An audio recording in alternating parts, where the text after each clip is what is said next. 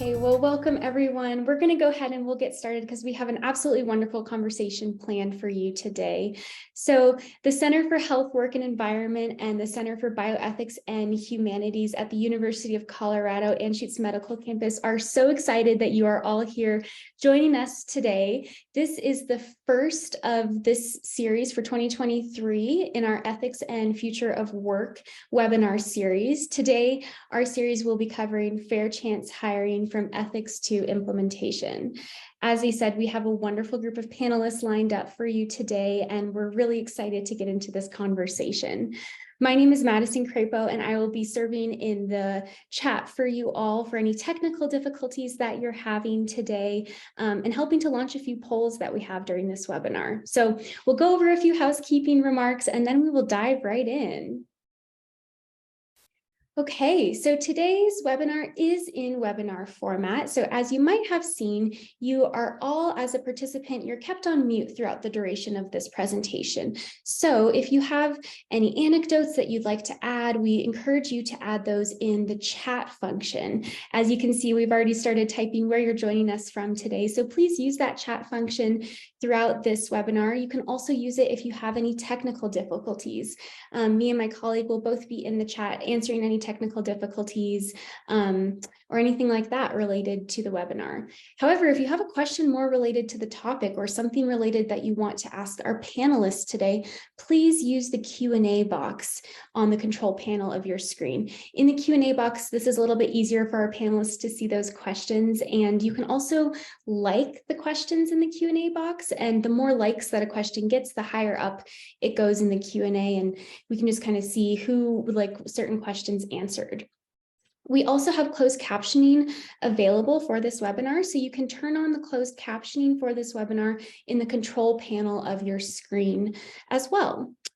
At the end of this webinar, we will have a brief survey available to you all, and at the end of this survey, you will be able to claim those continuing education credits. So for any of you who are here seeking those credits, that is where you will be able to claim those. And again, that will be available at the end of this webinar.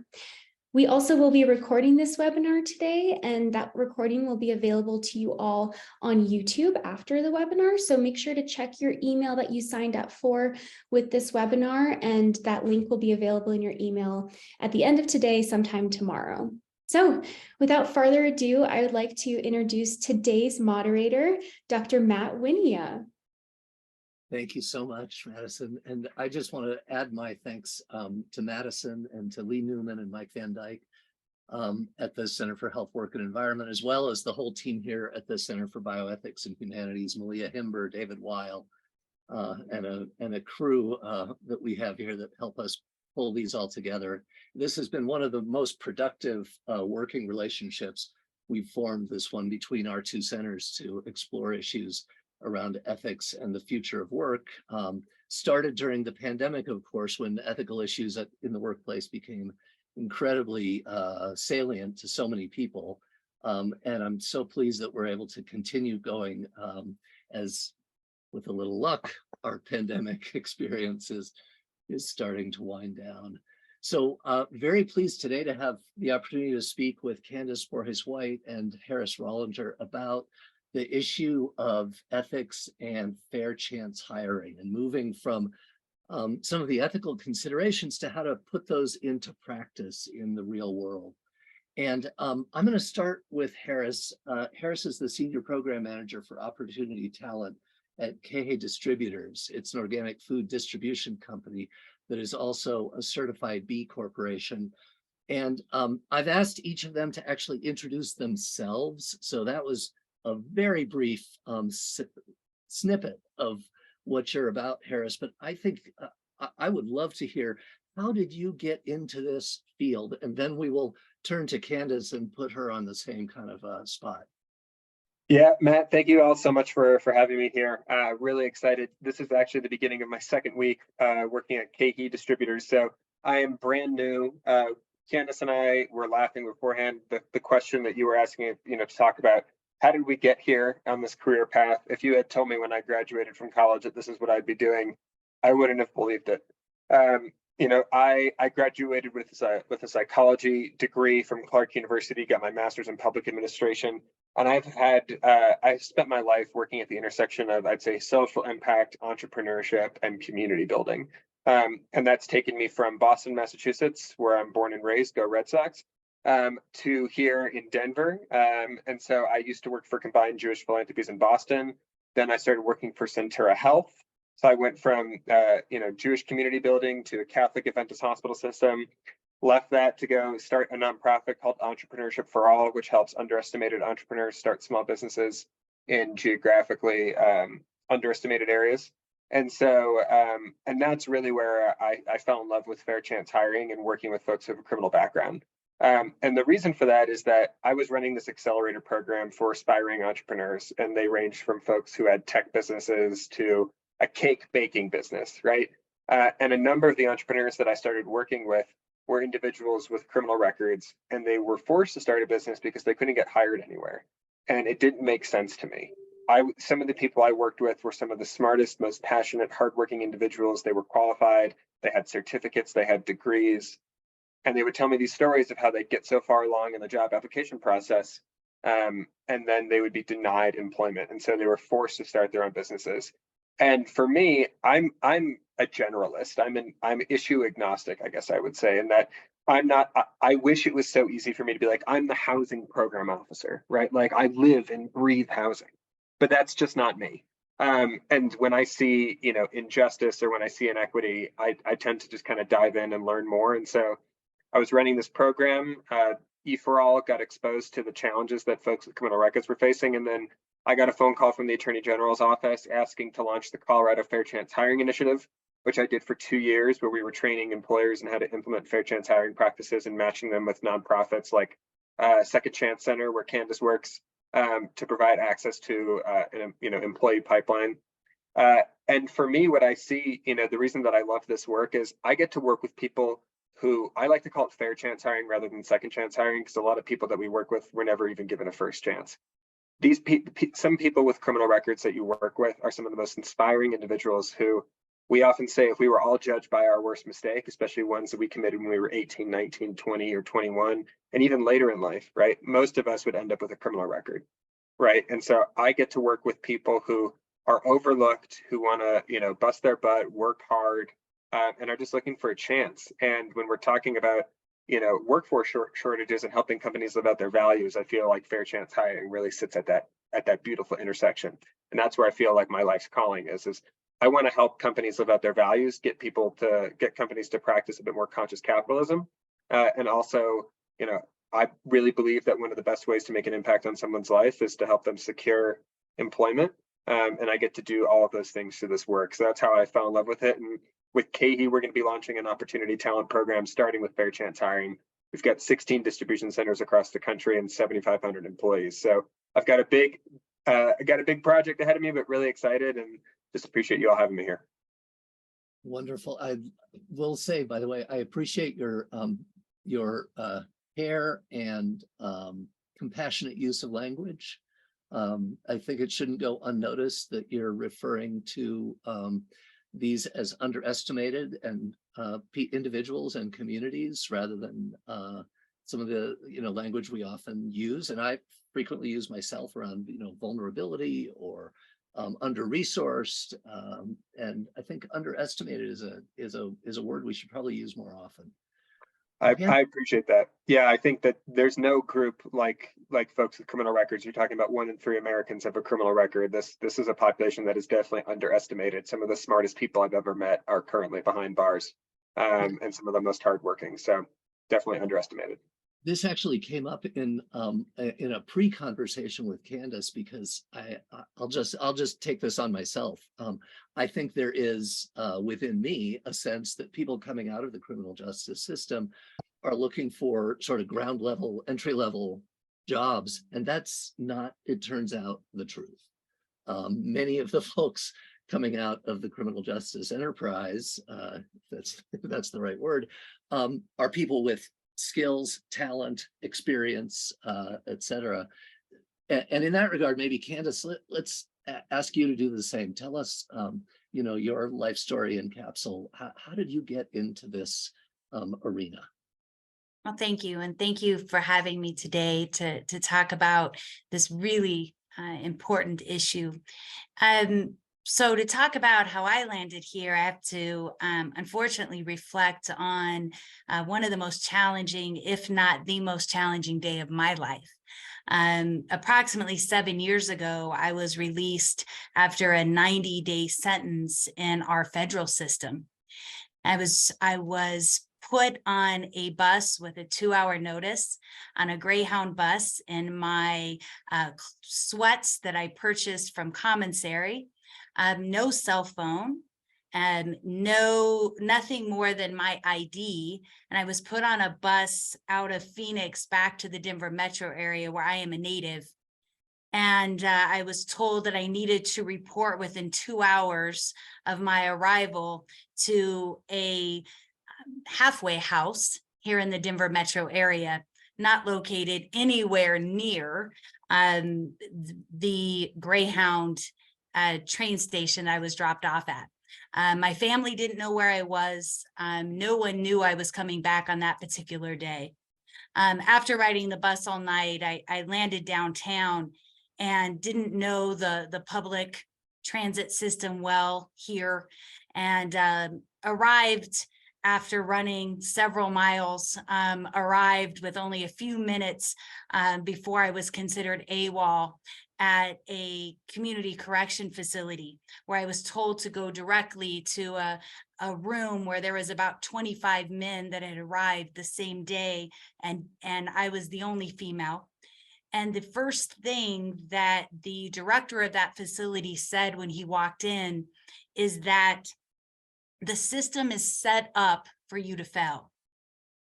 No one will hire you and no one will rent to you. And that was the worst day of my life, where I felt the least amount of hope. And I was returning to community. I had served my sentence. And that day was worse than the day that I was indicted after a 25-year banking career.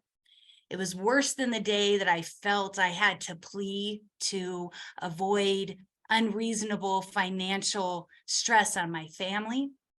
It was worse than the day I was sentenced, because now I had returned to community and felt that I was unwanted and that there were very little opportunities for housing and for employment.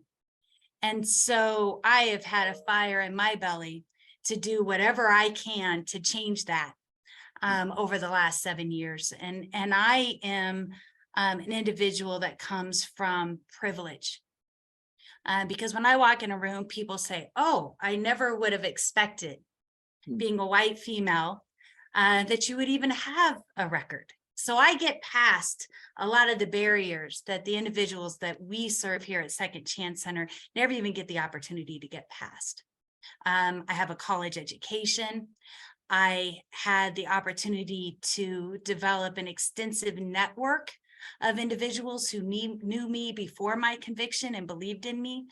And so I just do all I can now to leverage that experience in that network to create fair chance hiring and fair chance housing initiatives here in the Denver metro area and throughout the state of Colorado.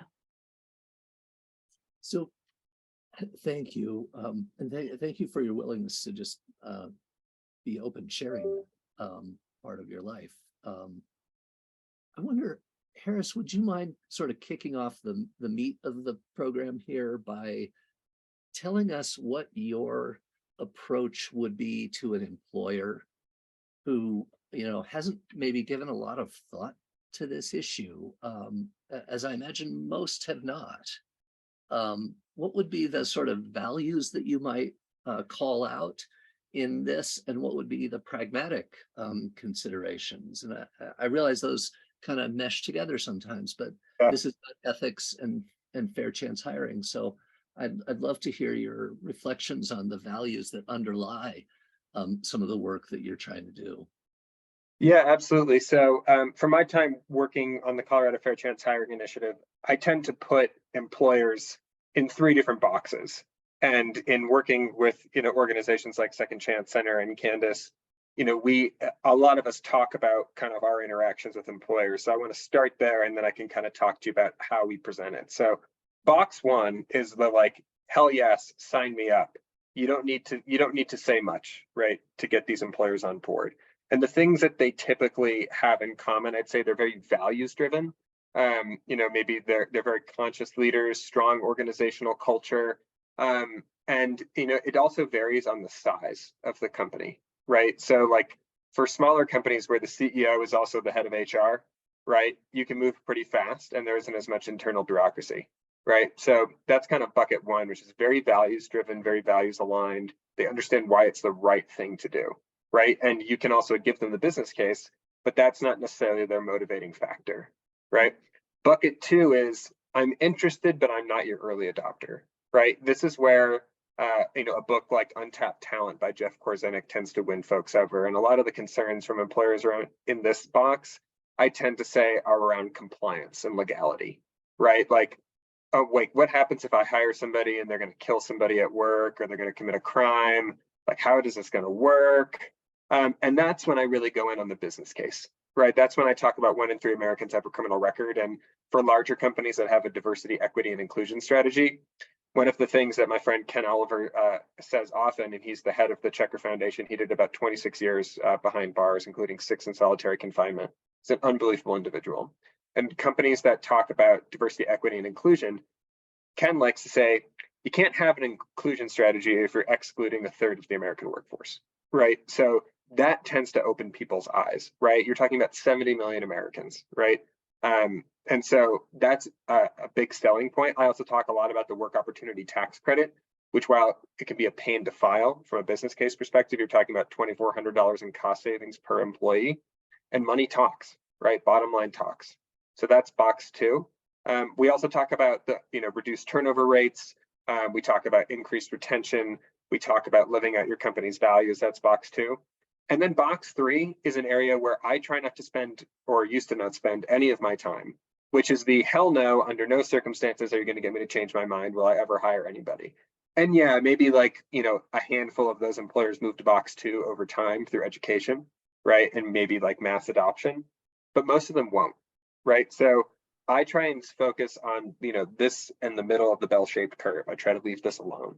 And we talk a lot about values, talk a lot about the fact that this is an actionable diversity, equity, and inclusion strategy. And in the wake of George Floyd's murder, this is a concrete way to take action because people of color are disproportionately impacted by the criminal justice system. The criminal justice system works exactly as it's designed, right? So what we talk about is you want to make, take action on that DEI promise you made a couple summers ago.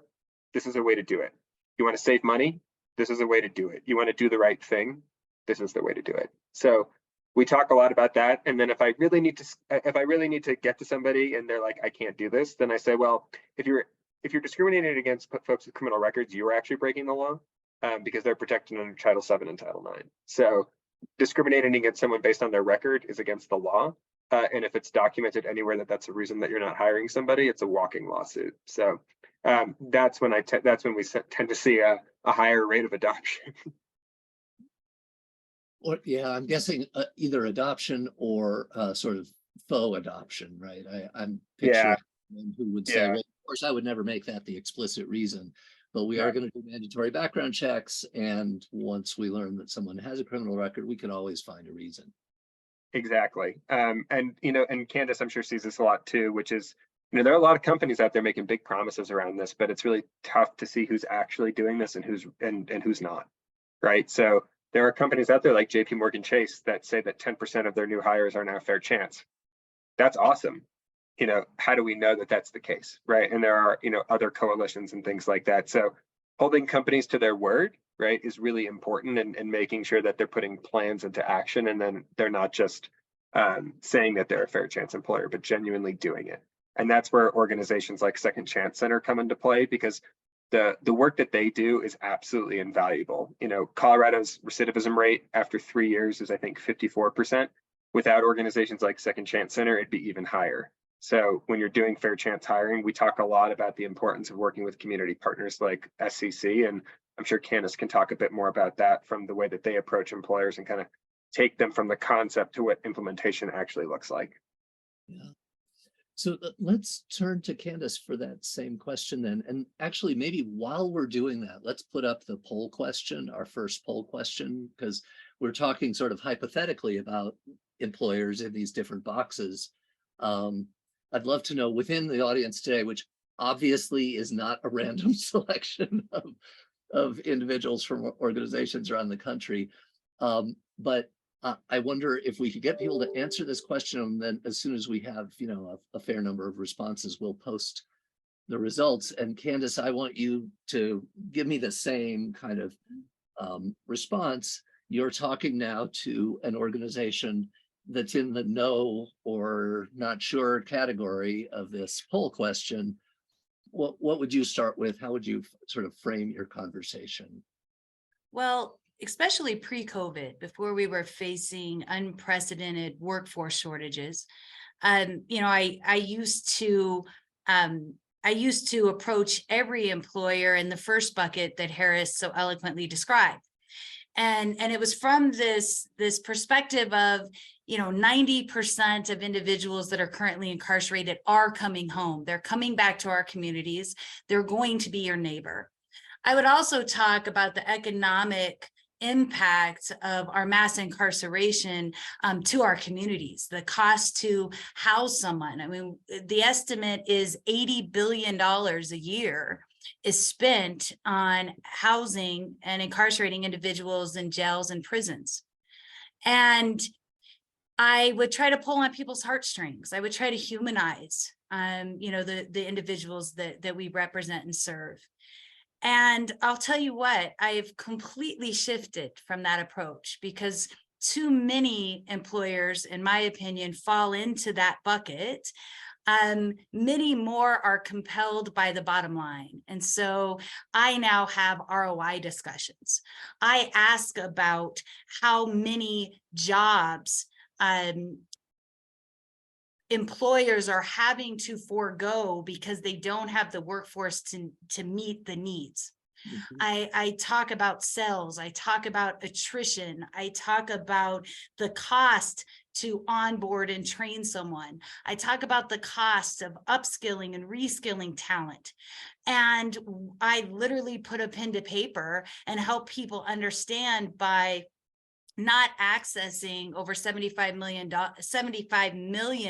individuals in this untapped workforce, how that is impacting the bottom line, hampering growth. And oftentimes employers will identify on their own that fiscally they can no longer have these broad brushstrokes around hiring who and who they will hire. All that to be said, it is a process of building credibility. We are focused here on quality and not quantity at this time, meaning that we are identifying what an ideal candidate looks like, where we are paying to upskill them and reskill them through support of foundations and using state and federal dollars, so that we are building a pipeline of the most qualified candidates. And then we're supporting those individuals to ensure there is retention numbers that far exceed those of their other pool of employees. And so we track and measure and report those outcomes back to our employer partners to really build that credibility. And so it is a marathon. It is certainly not a sprint. But we think if we're really intentional, we can create opportunities and on-ramps to mid-skill level jobs and mortgage paying careers.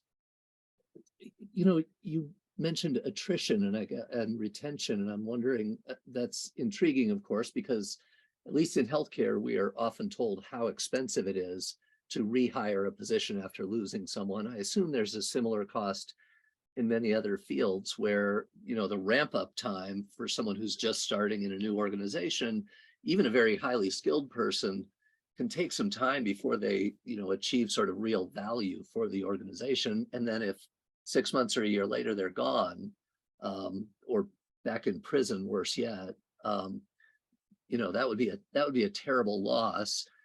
I'm guessing that one of the things you might hear from employers is, well, I'm reluctant to hire these folks because look at the recidivism rates. Half of them are going to end up back in prison. Why would I hire someone who's going to end up back in prison in a year? How do you respond to that kind of, and maybe that person the person I just played might be in bucket 3 and you shouldn't be talking to them. I don't know. But how would you talk to someone about those kind of concerns of recidivism and attrition, which kind of, and retention of employees over time?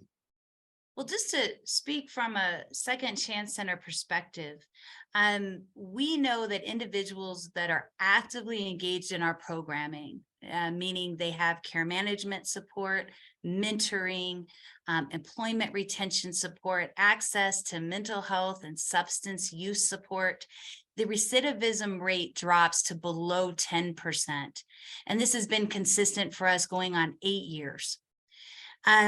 We also know that across all industry segments, understanding this is simply an average, that it costs an employer $4,000 per employee to just onboard them and train them. And so if we can dramatically decrease their attrition rates and that churn, we can actually put a dollar number to it. So I have many employers that their average attrition is 25%.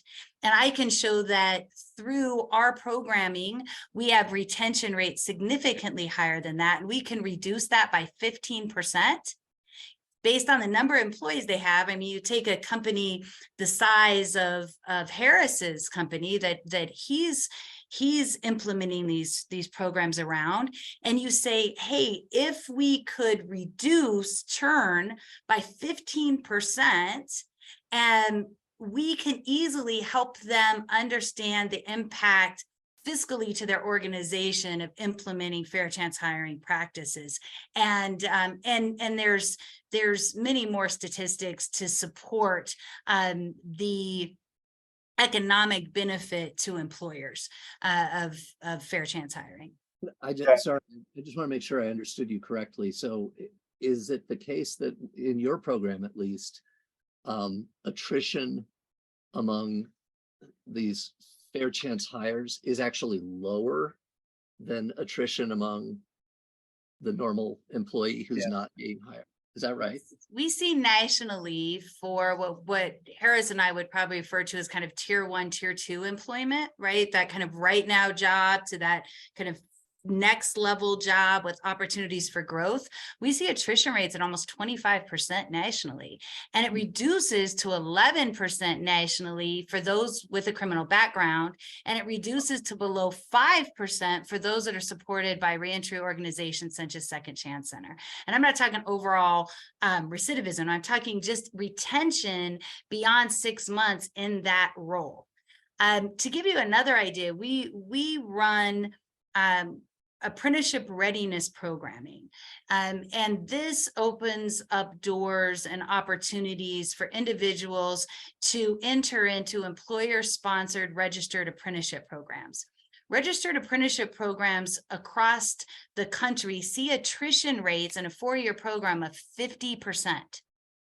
Those individuals with a criminal background that get into registered apprenticeships, those drop to between 15 and 20% depending upon the industry. So you can see a significant return on the investment of a registered apprenticeship program for an employer of those that are justice involved versus those that are not. Interesting. Yeah, the Matt, I want to build off of something that Candace said that I saw that there was some discussion in the chat. Employment is a huge indicator for recidivism, right? And if there's an employer out there that's saying like, well, I'm worried about safety and I'm worried about XYZ, a great way to improve community safety is to ensure that folks with criminal records aren't being excluded from the workforce, right? We hear stories all the time of folks who are released from, Department of Corrections with $40 or $20 in gate money, and everyone is supposed to leave with a housing plan.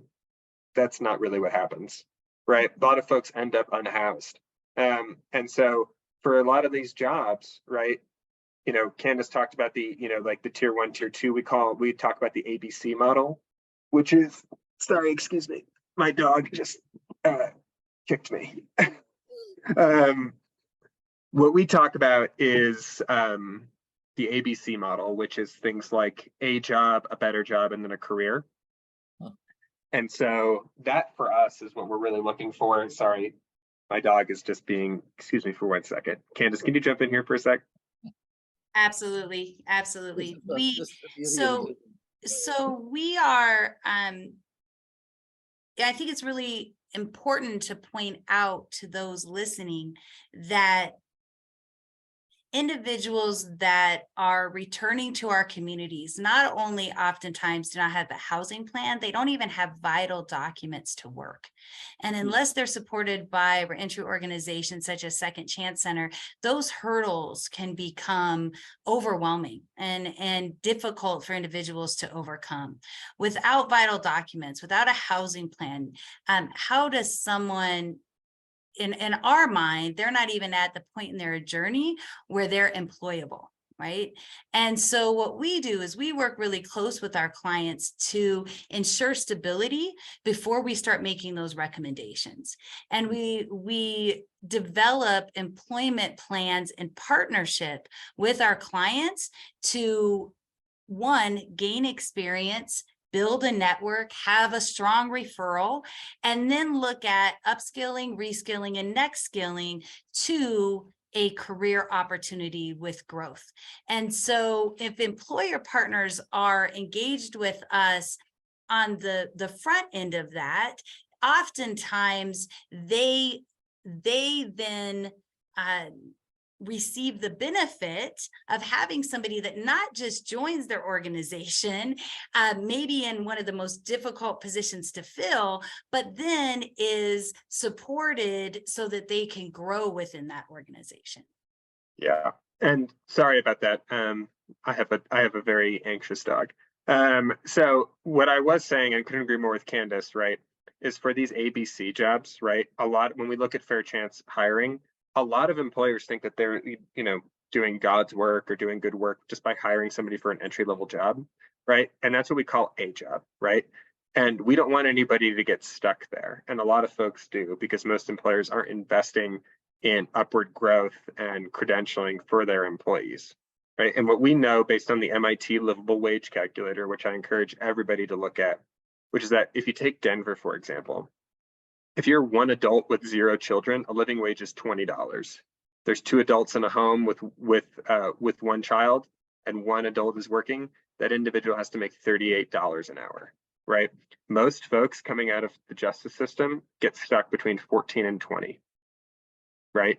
And so how are you supposed to be able to make a life for yourself if there aren't equitable, you know, employment opportunities for folks with criminal records? And again, to, you know, organizations like, you know, what Candace was talking about with apprenticeship programs and upskilling and training, employment is a start, but somebody who's employed but living out of their car, right, or living in a halfway house is not sustainable. So employers have to work closely with community partners that are providing wraparound services. Or what I would love to see more of is I'd like to see more employers picking up the ball when it comes to wraparound services, right? Because that's, we talk about bringing, you know, our whole self to work, right? It's tough for us to be an effective employee if we've been sleeping in our car, right? And so I think employers need to learn from community partners in order to provide not just upward economic mobility, but also support services, because it's not just folks with criminal records who are going through these life challenges. Every single person is going through challenges. So I like to think of fair chance hiring as a Trojan horse towards identifying all the gaps and opportunities within organizational culture and development, because I feel like what we often say is the things that you're doing for fair chance candidates and fair chance employees, you should be doing for every single employee.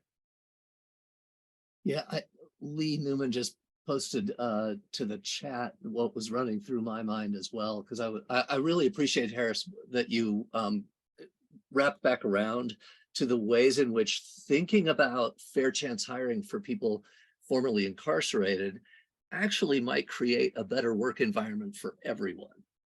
and more productivity, better retention, et cetera.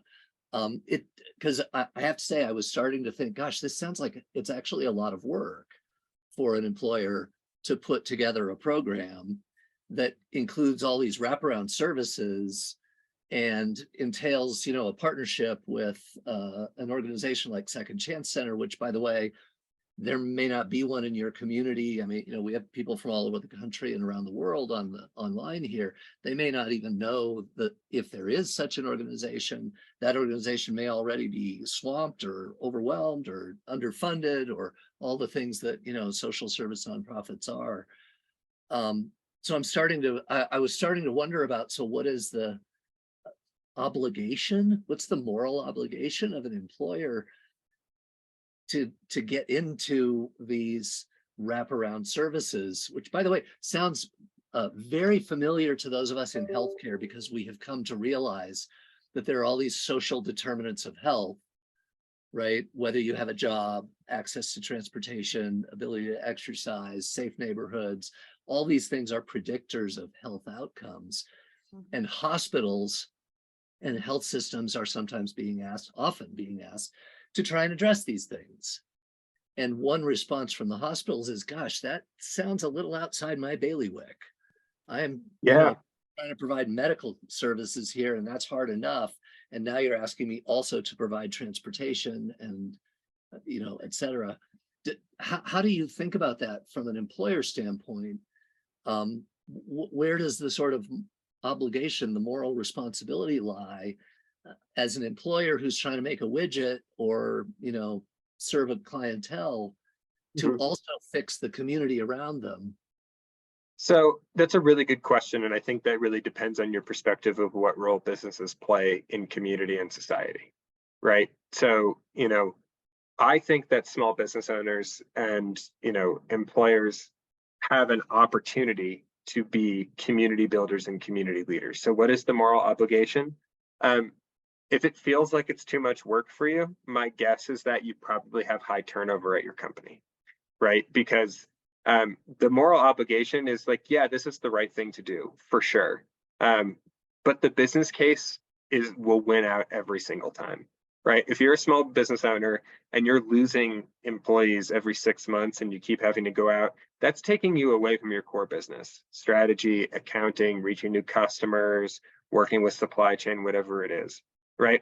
What I like to say is if you go an extra 10% further, you're going to get an extra like 50, 60, 70, 80, 90% output, right? And it's hard to see that when it's right in front of you because you're thinking, I've got to put out this fire, I've got to put out that fire, I've got to do this, we're behind over here. And so the first thing to go is company culture, right? The first thing to go is, employee well-being and, thinking about everybody as a whole person, right? When in reality, that's what you really need to go deeper on, because that's going to be, from my perspective as somebody who's worked with entrepreneurs and helped them start businesses and now working with a massive company, right?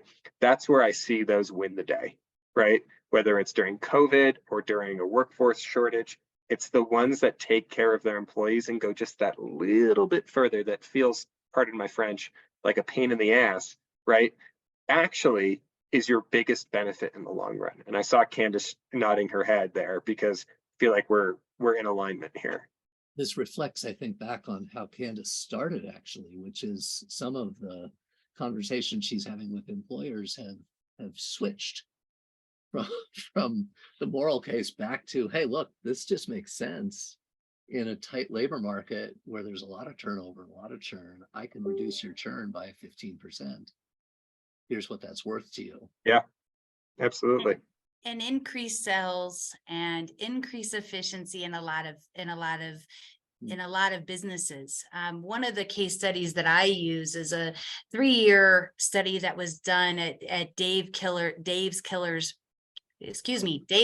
Bread, which looking over a 3-year period, those individuals that were just as involved, had some form of criminal background history, outperformed those that didn't in 3 key areas: attendance, policy, and behavioral violations. So they were following policy, which we know reduces likelihood of injuries and safety concerns, reduces and mitigates a lot of risk. These folks were showing up, they were showing up on time, they were working when they were supposed to work, which increases overall efficiency. And they had fewer behavioral violations, right? Which allowed management to do what management needed to do as well. And so when you look at those situations, or you use that particular case study and you couple that with what we're experiencing here, and you start to get testimony from employers who have been doing it around how it impacts their business. And I just highlight that because I think that if the moral obligation lies anywhere, it's in organizations that are who have successfully implemented fair chance hiring practices to talk about it, to go to their local chambers, to talk about what they're doing. Unfortunately, there's a lot of folks who don't want to talk about it. I'll do it, but I don't want anybody to know because, gosh, people may not come here. They may not utilize my services. And so those that have bought in and therefore are receiving the benefit of hiring those that are just as involved, I think have a moral obligation to talk about it and to educate other employers. And kind of building off of that, sorry to cut you off there, Matt. There's a question in the chat that's really interesting, which is business to business question. Should large employers that have adopted fair chance hiring practices place expectations on their suppliers and subcontractors to adopt similar practices? So again, like, would love that, right? I think that sounds great. And for a lot of companies, where implementing fair chance hiring isn't as easy as 1, 2, 3, right? Like, you're talking about having to be an intrapreneur or an entrepreneur within a bureaucracy, within a system, especially if you work for a larger company, right? And so creating the business case and selling it to higher ups takes time. You don't always just have to hire folks to start. Like, that doesn't necessarily have to be the only way that you advocate or practice fair chance hiring. Diversify your supply chain, right? Do some local procurement. You know how many folks with criminal records have small businesses that you could have procurement from? If you set the pace, right, and your employer and your fellow, business owners across the industry see what you're doing, not only is it doing well, but doing good. You're creating new marketing and branding opportunities. You're going to make people feel better about where they work. You're probably going to save some money too, right? Fair chance hiring doesn't have to just start with hiring individuals, right? Sponsor a record sealing event, right? And yes, I would love if every business place those expectations on their fellow, employers across, all industries.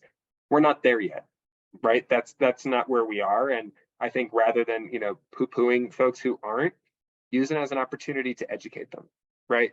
And talk about the fact that, hey, by focusing on this population, we have a competitive advantage.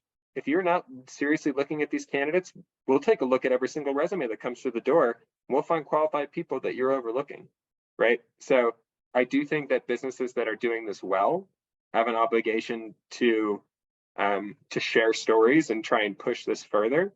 But again, not everyone is going to do that because not everyone is comfortable with this, especially when it's up close and personal, right? A lot of people have no problem forgiving or working or watching people who have criminal records, right?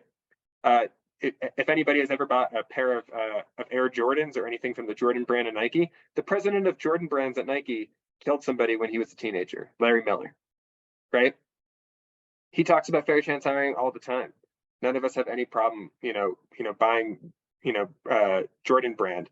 If you have a problem with individuals with criminal records, I encourage you not to watch Iron Man or any of the Avengers movies because Robert Downey Jr. has a criminal records, right? So it's, I think, really pushing yourself to ask more ethical questions of yourself and what it means when it's right in front of you versus when it's at a distance, because that's when it's really time to take action.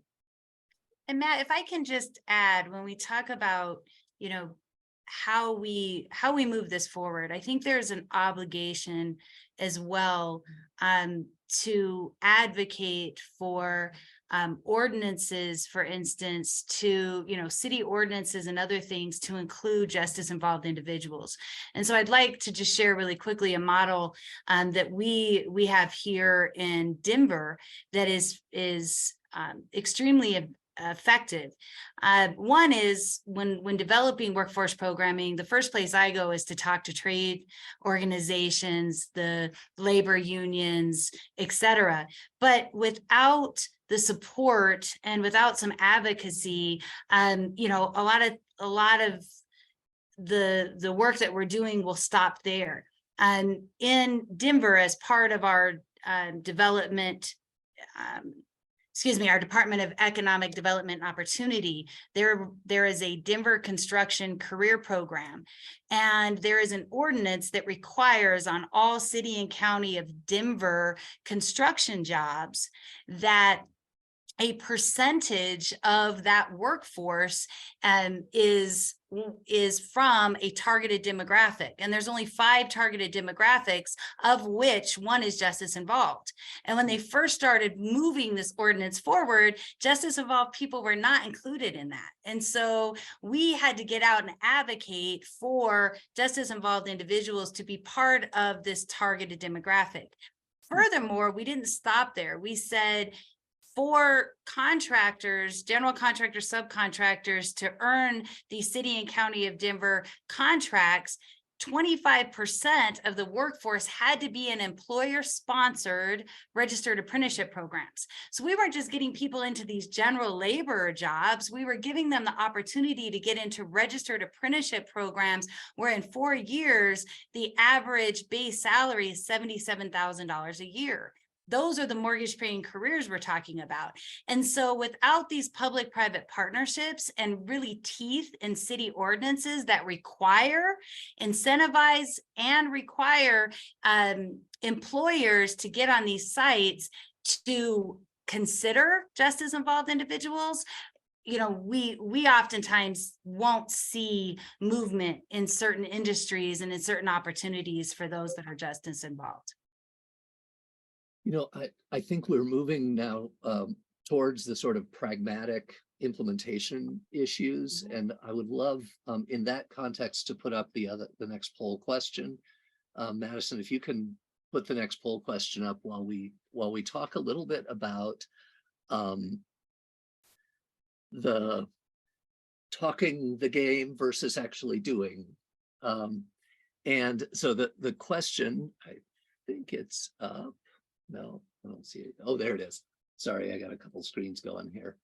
One of the things that that we've talked about in some of our background conversations is the notion of asking people about a background as a justice involved person, and what does that mean? How is that used? It feels like you know, some folks have talked about having criminal background checks be disclosed, that you have to at least tell the person you're running a criminal background check. To be honest, I wasn't sure what that would even look like, because does that mean the person can say, no, please don't, and that won't be held against them? It's hard to imagine that it wouldn't end up being held against you in that way. So what is the point of doing a background check? Many places do it. And how is that information actually used in the real world? And I know that's a broad question, but I'd like to open up with that, because from a pragmatic standpoint about hiring, it seems like this is a big, this is one of the big hurdles, is the requirement for a background check, and then how you use that information in your own brain as the employer. What does that mean to you? Yeah. So something that a tool that every employer should be doing when they run a background check is what we call nature time nature, right? So let's say that you're, you know, and again, here with Ban the Box, you know, there is no box to check to say that, you know, you have a criminal record, right? So right out of the gate, right, you're not able to discriminate against someone, right, until later in the process, right? And that's typically where we're seeing it happening now. So Ban the Box, while well-intentioned, hasn't necessarily had the impacts that we were all hoping for. With that being said, when you run a background check, right, and you see that someone has a criminal record, right, you can't discriminate against them for that, right? It's technically, and it is against the law. So what we say is run a nature time nature test and build an individual assessment tool for every applicant that you're working with, right? That you want to send a conditional offer to. So nature time nature is, what was the nature of the crime, right? What led them to it? How, how old were they? How much time? So nature and then time, how much time has passed since the crime was committed, and how much time has passed in terms of the individual being incarcerated, right? And then nature again. What is the nature of the job, right? Does the nature of the crime have anything to do with someone's ability to do the job? So for example, let's say that I committed white collar crime. I committed fraud at a bank or something like that, right? Or insider trading. And now I'm applying to work at First Bank as a teller. The nature of my crime very much has something to do with my ability to do my job, right? But if I, had some sort of, vehicular charge or some moving violation or something, right? That has nothing to do with my ability to be a bank teller, right? So we encourage every single employer to institute a nature time nature test. And also you could look at creating your own background check decision matrix, right? You can say like, we are, our office is located next to a school, right? So by law, we can't have any registered sex offenders, right? Right. So you don't even, you can say like, we're not able to even look at this crime, right? But most crimes that don't have anything to do with the job, we encourage employers to have an individualized assessment, give the candidates an opportunity to discuss what they've done to better themselves, right? And, give them a chance to explain, give them a chance to talk. And then no hiring decision for someone with a criminal record should just be on one person, because that's when unconscious bias comes into play. Have a hiring committee of at least 3 people, right? Who are all coming at this from a variety of backgrounds and a variety of experience to be able to have a conversation and say whether or not this person is the right fit for the company. So when we get into implementation, that's the kind of stuff that we're talking about when it comes to ethics. And also following the law. Yeah.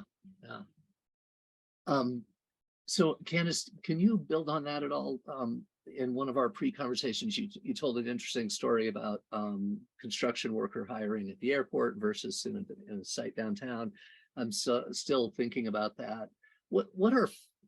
In your view, what are fair, ethical uses of information about a criminal background that should come into play or could legitimately come into play, and what are sort of out of bounds considerations, or where should it not come into play? Absolutely. The background check, in my opinion, should be utilized to identify, as Harris said previously, how someone's background might impact their ability to do the job. So if I have to be bonded, for instance, am I bondable? Right? An employer should know that. They shouldn't bring me on and spend 2 to 3 months to train me and then find out I have to be bonded in this role. And based on my criminal offense, I'm not eligible for bonding, or that it's just cost prohibitive based on my criminal background. There's also a community safety component that, trust me, those that are reentering our community understand.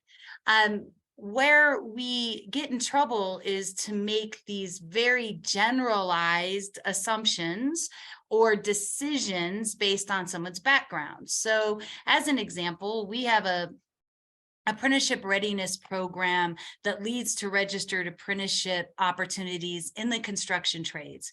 And one thing I'm educating our city officials as well as our general contractors and subcontractors is that if someone is working in the Great Hall, which I can walk into, anybody can walk into in the airport, they can go there on their free time, but we'll say, oh, if they have a criminal background, they can't work in the general hall at our international airport. My answer is why? They desperately need employers there. Anyone that's been to Denver International Airport knows it's been under construction for a while. And so instead of just saying anyone with a criminal background history cannot work here, why can't we have designated areas within that airport where somebody's background may prohibit them from working, instead of just that broad brush approach? We see the same thing in healthcare. Is there are certain individuals that, based on their criminal history, it may not be appropriate for them to work at a hospital, right? But that general contractor may have 5 other jobs that are nowhere near a school or hospital. Why can't we put these individuals on those jobs? And so just kind of shifting, because when we're talking to employers, a lot of times they're just really looking at things through a very broad lens and trying to get them to understand that just because somebody can't work in one position or at one site doesn't mean they shouldn't be considered, period, to join that particular organization. This gets to one of the questions that came up in the chat, but I just want to be explicit about it. Why, if you're not supposed to use this information, is it legal even to do a background check? And I think you've given us several examples where it just does make a lot of sense to be able to do the background check. After all, you don't want to hire someone and then after they're hired, realize they actually are not allowed to be bonded, for example, or I don't know why, but this made me think of Elizabeth Holmes, the Theranos lab testing woman. Like, she probably shouldn't be working in the lab testing field, as qualified as she may be for other things. We had a question earlier that I want to loop back to before we go to the next issue, which is that of stigma.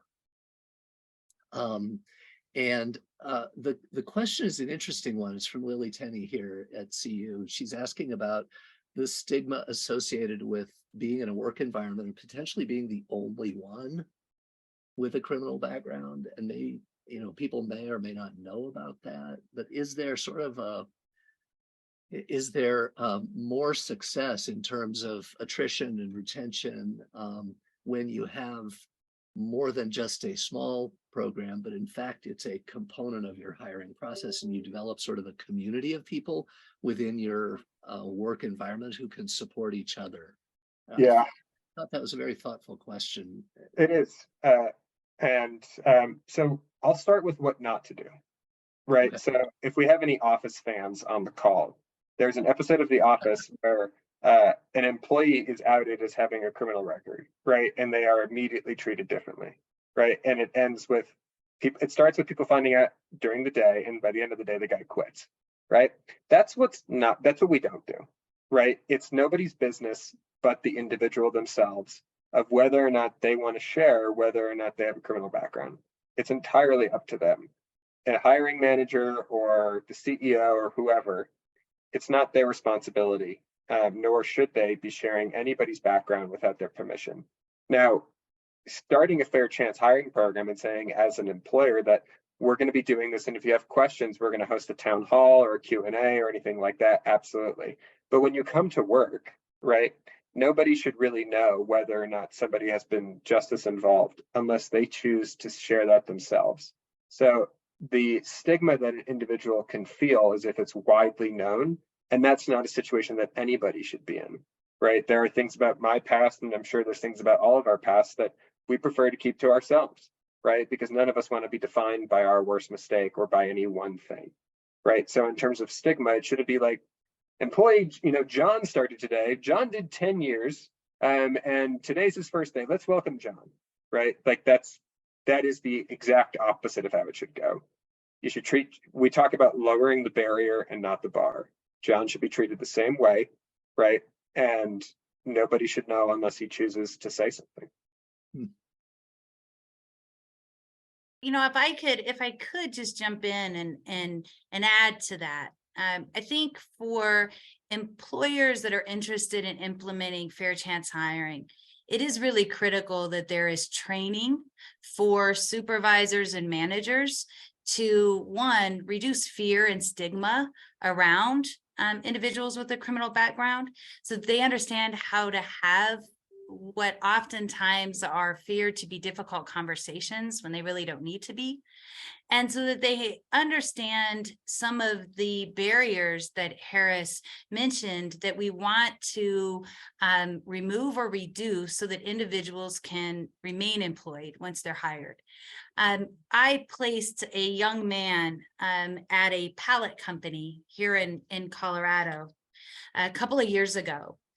And this young man was quickly promoted from, being on kind of an assembly line to working a forklift. He was in an upskilling and reskilling program that we offered every weekend. He was doing phenomenal.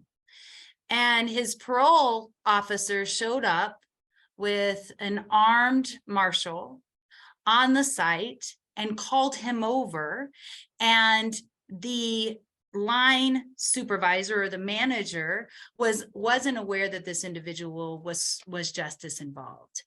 And so he made an assumption that this man must have done something wrong and the police were there to arrest him.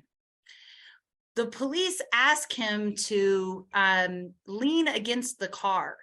What they were doing in that moment was actually removing an ankle bracelet, a monitoring device that had been placed on this individual as a reward for the amazing work he was doing. It should have been a moment of celebration. When this individual walked back, he was taken into the front office, asked, "What the hell did you do? What just happened?" He was embarrassed. And thank goodness this particular owner and CEO is just this wonderful man who immediately said, "Whoa, we missed a step." Right? We didn't educate and support our supervisors and managers, and they didn't know what to expect. And it created a really difficult situation for this employee that we could have avoided. And so he invited myself and some of our other staff here at Second Chance Center to come in and talk about some of these barriers and how we support his employees so that when that happens next time, it can actually be something that we celebrate. And so I just use that as an example because sometimes parole officers, probation officers, they show up oftentimes on a job site and it can really invoke fear and that stigma. And so as much as we want to protect people's privacy, those who need to know to support them, I think training and supporting those individuals is really critical to the employee's long-term success. Yeah, and Matt, to build off of that, Candace couldn't be more right about this, which is one of the things that we see often in fair chance hiring, and for everyone on the call who is interested in implementing fair chance, it's great to get your CEO's buy-in, right? Your CEO isn't making the vast majority of your hires, right? Get the buy-in, right? But it's the frontline hiring managers and the supervisors that are the ones that need to be trained in best practices because they're the ones that are working with folks, right? Don't leave them out of this process. And so a very actionable thing that anybody anywhere can do. The Society of Human Resources Management, SHRM, has a Getting Talent Back to Work certificate. It's free, it's online. You can go online, take the classes and get a certificate. It's a great entry-level way to learn some of the ins and outs of fair chance hiring, right? If you're gonna move into the implementation phase, yes, get the buy-in of the people that you need, right? Getting a program launched or any initiative launched within a company is challenging and it takes time and you need the right people. When it's time to actually, click play, you don't want the frontline hiring managers when you're running a pilot for, let's say, with the distribution centers we're working with here at KHE, I don't want the local recruiters here in Aurora to be like, what the hell is fair chance hiring, right? Because that's when I've lost, right? Make sure that you're training the people who are actually going to be interacting with people so that they have the supports that they need and the education that they need to reduce stigma to genuinely help folks. And the other thing that I would say to reduce stigma, get out there and meet people, right? Your company as a volunteer, has some sort of employee engagement around volunteering or corporate social responsibility. Go volunteer and do mock interviews with Second Chance Center or Cross Purpose in Denver. You really want to take a big step? I'm on the board of an organization called Breakthrough. We go behind the walls of prisons across Colorado and train currently incarcerated individuals in the entrepreneurial mindset. Because in our mind, reentry oftentimes starts too late. So we're trying to move further upstream. So if you want to talk to people and meet people who are currently incarcerated and realize that these are some of the most, again, some of them have made mistakes and they're the first to own that. But if you want to reduce stigma, the best way to do so is to get educated. On April 12th, SIE Film Center, in partnership with Colorado Fair Chance Hiring Initiative, is hosting a screening for a documentary called Apart, which is all about women leaving the justice system who are mothers, right? And who are also looking for employment and the challenges of that. You want to break stigma, get educated. I can't tell you the number of people, including someone in my own family, who after I started doing this work for 2 weeks called me and said, So how true is Shawshank Redemption in terms of prison culture, right? Media and that kind of stuff is how we get a lot of our information, regardless of whether or not it's true. If you want to break stigma, you have to get out there, read a book, watch a documentary, go volunteer. There's any number of ways you can get people educated.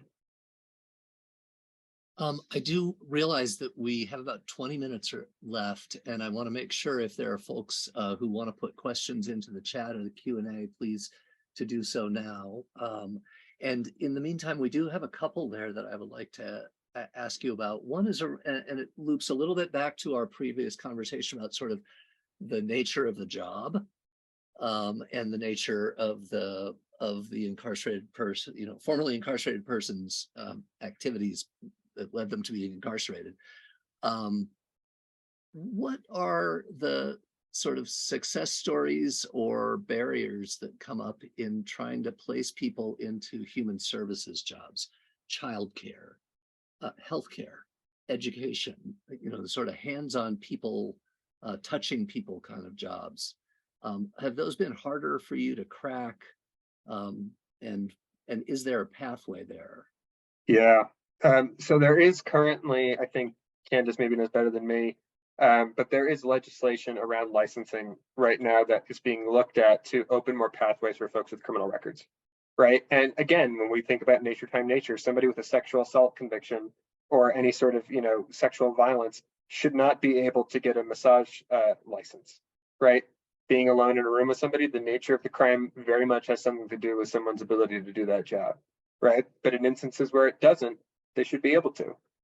So there is legislation that I think is under review. If that's something that you're interested in, the Colorado Criminal Justice Reform Coalition, led by Christy Donner, who works very closely with Second Chance Center, is a great way to get involved and get educated about which bills are up this session. So I would definitely take a look at that, but that gets to be a bit trickier and, is more of a state by state thing. And again, like it's,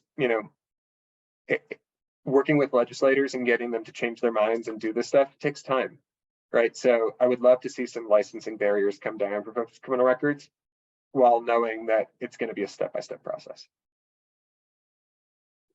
Candace, do you have success stories in the human service field? It's one of the most difficult, and I think we're years from really seeing significant headway made for individuals oftentimes with significant experience and unrelated crimes to even rejoin that particular workforce, which is really unfortunate because we all know that's where some of our most significant labor market gaps exist. And so, we need advocators. I guess, Harris did a beautiful job with a little call to action a few minutes ago about breaking stigma. And we need advocates within the healthcare industry to help us break those stigmas down and create more opportunities. We have individuals who have done incredible work in the Department of Correction facilities where they've been nurses and supported medical professionals for years, sometimes decades. That skill set that they gained is not even considered when they apply. And we are getting creative. I'll tell you what we're doing right now. I'm working on a veterinary assistant pathway so that people can take their experience and their love to care and contribute to taking care of animals, because we just can't get them placed in healthcare. And so we're trying to get creative to find alternative pathways, but healthcare is one that I think is going to take several more years before we really see anything significant break open there. We're getting a few additional questions here, so this will be our sort of rapid fire round. Is there also difficulty, or is this a big opportunity in the arena of work from home jobs? Yes. Has that been an area where you've seen more people willing to work with someone coming out of incarceration, or are they less because there's a stigma of being sort of untrustworthy?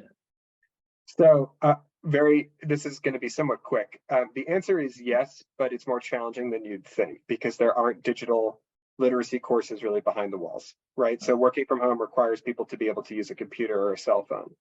I met somebody a couple months, I guess it was last summer, during a strategy session visiting a reentry nonprofit, and the individual had just gotten off of probation. And he told me a story. He'd been locked up for about, I think, 25 years. The first thing that he got dropped off on Main Street in Longmont, Colorado. I used to work in Longmont. It's a beautiful place. He's been locked up for 25 years. What do you think the first thing he did was? He went looking for a payphone. I can't tell you the last time that I saw a payphone, right? So he ended up being connected to the Reentry Initiative, which is a nonprofit in Longmont, and being trained on how to use a cell phone. And he was so proud, right? So again, work from home is a tremendous opportunity for folks, right? However, not many of them know how to use or have used, a laptop or a cell phone in a long time, right? And we know that technology is changing rapidly. So it's a tremendous opportunity, but we have to do a better job advocating for digital literacy courses behind the walls of prisons for folks who are currently incarcerated so that they can be more ready to enter the workforce. I'm sure Candace works with, participants and cases all the time for folks who want a job, but just don't have the digital skills. And the technology deficit is one of the biggest gaps that we see to these types of employment opportunities. The other, which I won't belabor this point, but I think it's important as we talk about advocacy, is, those that are currently on under supervision, are currently on probation and parole, those employment opportunities must be approved oftentimes by their parole officer. And we see a significant reluctance by probation and parole officers to approve people to work from home. And so, you take the technology deficit, you take the housing instability that oftentimes exists for people that are released with no housing plan, or they're in some type of transitional housing. And you couple that with the reluctance of the parole officers to support those in those pathways, a very, very small percentage of individuals are able to take advantage of work from home opportunities, unfortunately. Candace, I want to riff on that with one of the questions that came through about just a detail on the story that you told about having the ankle bracelet removed in a public space, leaning up against a squad car or police vehicle of whatever sort. That seems to this anonymous attendee like a mistake. And a failure of training on the part of the parole officer and the police officer who was with him to remove the ankle bracelet. Are there ways in which you work to train sort of the rest of the justice system, the criminal justice system, to bring better prospects and opportunities, and to avoid these that seems like a very avoidable error on their part? Absolutely. I think the key here is partnership. And I think Colorado is doing a much better job than other states of encouraging Department of Corrections, which includes probation and parole, to provide support in conjunction with reentry organizations like Second Chance Center. And Harris mentioned this earlier, and I think it's really important to go back to. We need to connect with justice-involved individuals while they're in custody. We need to be doing more work behind the wall, and in regards to programming and pre-release planning. And so, just like the organization Defy that Harris is on the board of, or is it Breakthrough? I'm sorry, Harris. There is, Second Chance Center is working with many of the other partners here in the state to get inside and have more meaningful impact and work side by side with DOC case managers. One thing that is happening here in Colorado, but across the country, is the Department of Corrections is also facing unprecedented labor market shortages. Colorado Department of Correction right now has a 50% vacancy rate. And so folks that were working in programming are now working as COs. And the same thing is happening with parole and probation is they're overwhelmed. Their caseloads are very large. And so without the partnership with community, we're going to continue to see these types of, in my opinion, and you were very kind to say mistake or faux pas is an injustice. And we're going to continue to see these types of injustices where people are continue to be criminalized after they're released from custody. And so when we talk from an advocacy standpoint, community engagement and involvement while individuals are still incarcerated is, in my opinion, really the cornerstone to reducing recidivism and overall community safety and improving overall community safety. Yeah, it really would have been tragic all the way around if that person lost their job. Absolutely. As a result of inadvertent disclosure of their involvement and a misunderstanding of what was going on with the removal of the ankle bracelet, and now ends up in a situation where recidivism is more likely because they're back to unemployment. So Matt, I'll tell you what we're doing. Not only are we going inside and working with the DOC case managers inside, but we're working hand in hand with parole. We meet with parole every other week. They come into our office every month, and we are now reaching out to parole when we get somebody placed in employment. And we're inviting parole. We just had a graduation of one of our apprenticeship readiness programs on Saturday. And for one of the first times ever, we had probation and parole officers in the audience celebrating the success of the individuals on their caseload. And so it's also incumbent upon the reentry organizations to communicate with and involve those staff members from DOC from inside as well as probation and parole, invite them into what we're doing and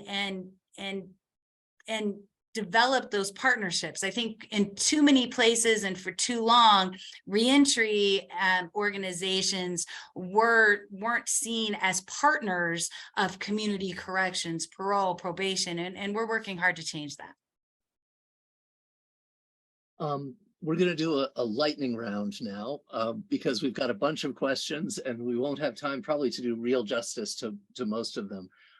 But I'll start with best practices for low resource companies. Smaller companies don't have an HR manager where the owner does do all the hiring. What are best practices there? Society of Human Resources Management, Getting Talent Back to Work certificate, great place to start. I saw some questions about the documentary. It's called Apart. April 12th, will be screened at the SAIE Film Center. Untapped Talent by Jeff Korzenik is the book. Another documentary I would recommend is called The Road Up.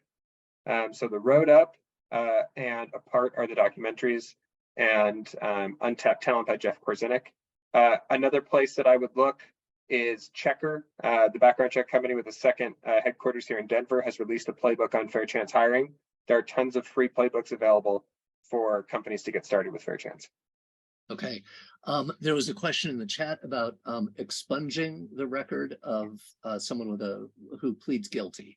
A big question because there's a lot of levels of law, criminal justice, but comment on when and where you can have a record expunged. So that is a really big question. What I would recommend is, as Harris referred to earlier, look for record sealing workshops or clinics in your community and support those. every state is different as to how they, what their process for record sealing entails. But I would look up record sealing clinics and connect with reentry organizations to see what education and support they provide to individuals that are interested in sealing their record. So Harris, I think this one might be for you because we've talked a little about the work and the work environment within the carceral setting and how that may translate into the outside world. This is the wording of the questions, a lot's been written about captive labor during incarceration, risk of exploitation. How does prison work, even if it's a volunteer gig, impact employment prospects and success after incarceration? Great question.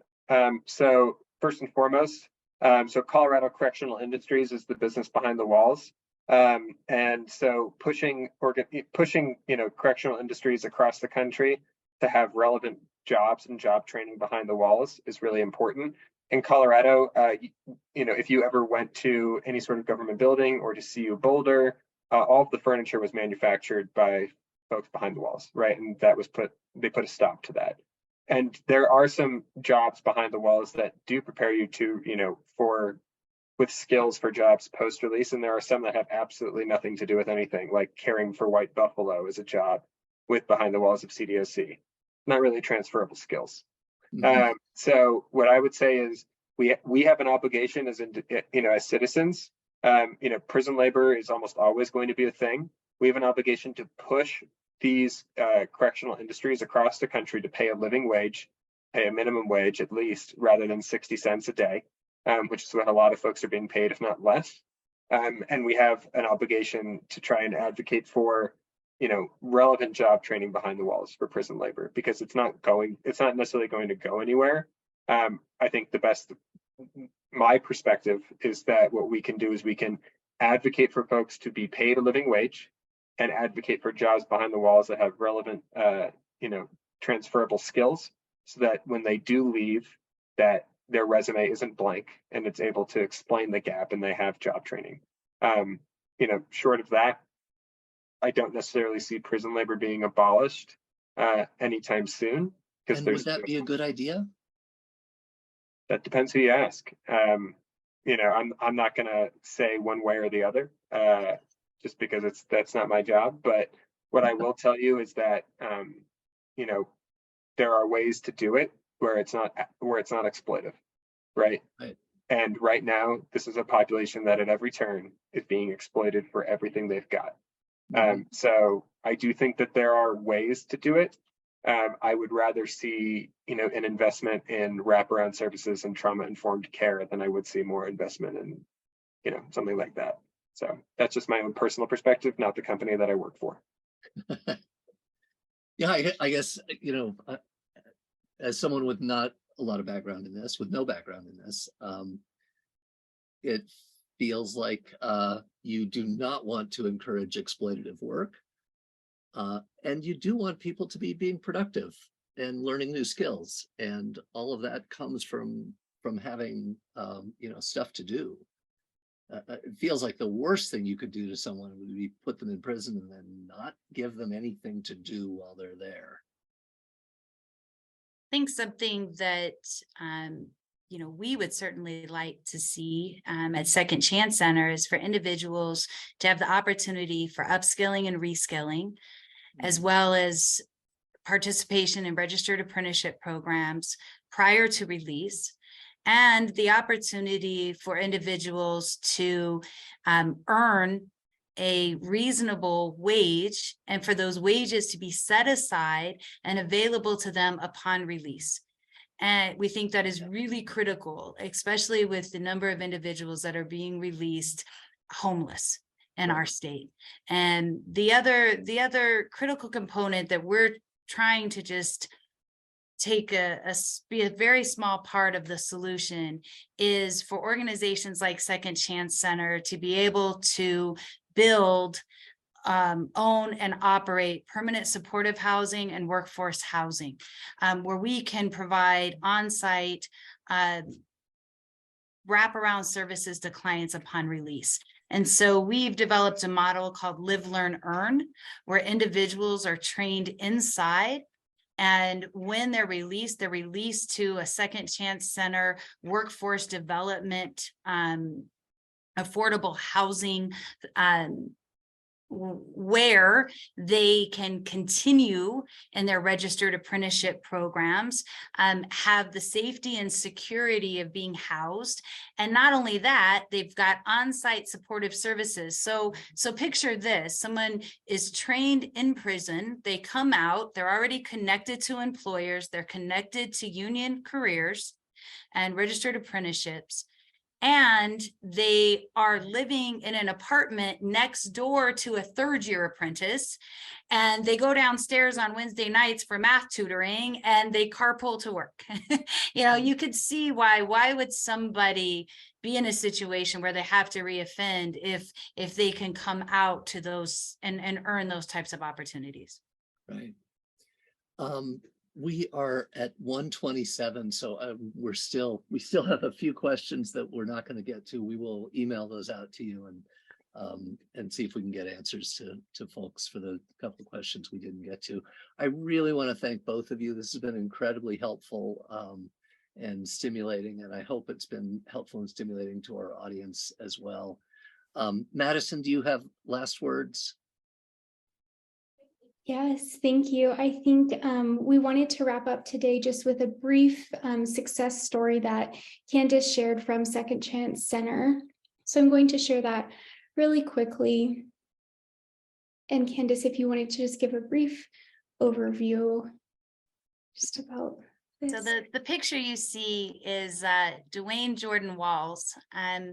Dwayne was introduced to Second Chance Center while he was still incarcerated. As I mentioned previously, we provide pre-release planning and programming inside a few of the Colorado Department of Correction facilities. For those that are familiar, we met Dwayne when he was ending his 9-year sentence at Fremont. He was sentenced when he was just 18 years old. He was extremely apprehensive because he was being released to the Denver metro area, which he is not from, and he has no support system, and he had no housing plan. We did not know when he would be released. We weren't informed when he would be released. And so upon his release, he went to the parole office in Denver, in downtown Denver, and later found his way to the light rail station. He had no money. He had no vital documents. So he couldn't even, find a hotel room, rent a hotel room. But he remembered meeting Taj. And so he knew how to get to Second Chance Center. He was still wearing his DOC clothing, which I didn't understand this, but that really makes you a target for those that may recognize that apparel. He got on the light rail and found his way to Second Chance Center. And when he arrived here, his words, not mine, we had open arms, and as a family, we're ready to welcome him home. Dwayne, once he got here, we helped him change his clothes. We have a full wardrobe closet. And then we got him ready and put him into one of our vehicles to take him to his new home, which is transitional housing that we offer, where he had his own bedroom. He got his own fresh linens.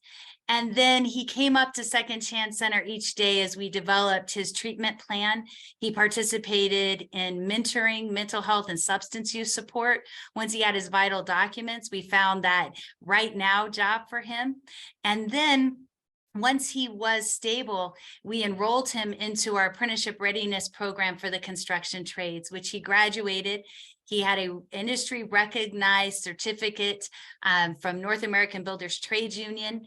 He had his OSHA 10 card, first aid, CPR, and he was able to take advantage of a direct entry agreement we have with the local plumbers union. He is now a first-year apprentice with the local plumbers, and he is just nearing his 1-year mark of release from CDOC.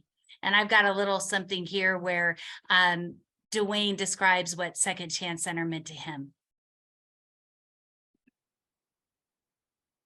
My name is Dwayne Jordan, and I came to SEC in July, right after I got out of prison. So when I got out of prison, I was homeless, and I came down here. They got me into the crew house. They got me to the apprentice class. And what SEC means to me is opportunity. They have so many resources, and if you really want it, you will always succeed. And they have opened up doors for me. They got me into the crew house. I'm stable now, and I'm, just being positive. I have more time to think of my goals and my journeys, and they will always support that and always help me out with that. Thank What a you. wonderful way to finish up. Thank you. Yes. A big round of applause, just virtually with your reactions or whatever for our panelists and moderator today. Thank you again, Matt. Thank you, Candace. And thank you so much, Harris. As you all close out today, you will be greeted by a survey where you can claim those continuing education credits, a certificate of attendance, and of course, please give us feedback for this series. We would love to hear your ideas, suggestions, and rooms for improvement. At the end, Dwayne Jordan. At the end of this survey, you also will be greeted with a link to register for our next webinar in the series, which will be exploring artificial intelligence in the workplace. You can also access that link here. So thank you all again. We appreciate you spending your afternoon and lunch break with us. Thanks. Thank you. Have a good rest of your day, everyone.